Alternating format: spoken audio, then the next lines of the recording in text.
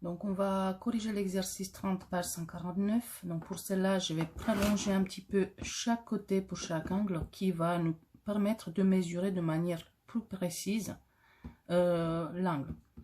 Donc on va commencer avec l'angle BAC.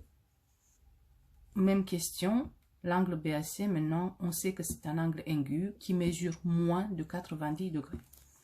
On va placer le centre de rapporteur sur le sommet d'angle et puis on vérifie à chaque fois que le zéro du rapporteur il est très bien aligné sur un des côtés de l'angle, comme ça. On va commencer maintenant à lire sa mesure. Donc angle aigu, 0. On arrive ici, donc c'est moins de 50 degrés. On va voir, donc c'est 45, 46, 47, 48 degrés. Donc on peut écrire l'angle BAC mesure 48 degrés. Donc on va faire la même chose avec l'angle CBA. Donc je place le centre de rapporteur sur le sommet de l'angle. J'aligne bien un des zéros de rapporteur sur un des côtés. Donc n'hésitez pas de prolonger légèrement un de ces côtés. Et puis je regarde pour lire la mesure de l'angle. Donc, comme j'ai déjà dit, l'angle CBA, c'est un angle aigu.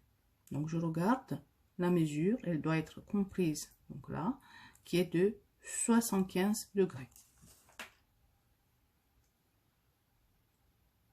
Donc, je vais faire pareil avec l'angle BCA. Donc, je place le centre de mon rapporteur sur le sommet d'angle. J'aligne bien un des côtés du rapporteur avec le côté, une de l'ouverture de l'angle. Donc pareil, l'angle BCA, c'est un angle aigu. Donc je commence la mesure de l'angle. Et donc si je regarde ici, comme je peux prolonger un petit peu plus, donc l'angle BCA mesure 57 degrés. On va faire pareil pour l'autre triangle. Donc, je commence la mesure de l'angle EDF. Donc la même question. Est-ce que l'angle EDF c'est un angle aigu? Est-ce que c'est un angle obtus? Donc vous pouvez observer que l'angle EDF a une mesure plus grande que 90 degrés. Donc l'angle EDF c'est un angle obtus.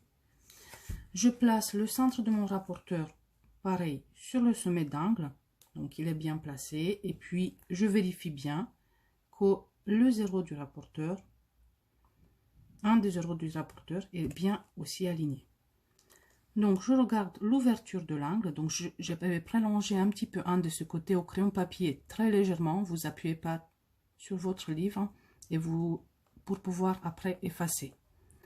Donc la mesure de l'angle va être ici.